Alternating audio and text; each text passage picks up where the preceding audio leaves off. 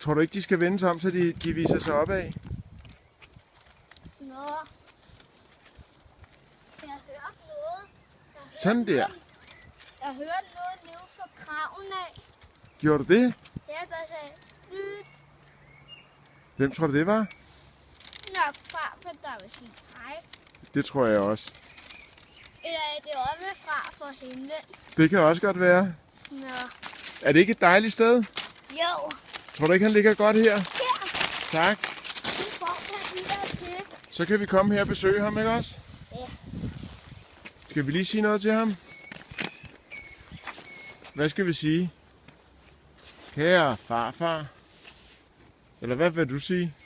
Præcis. Kære farfar, tak fordi du har passet godt på farmor. Ja.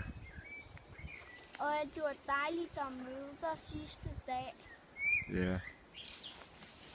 Og for kærlig hilsen, Sebastian. Ej, hvor var det godt, skat.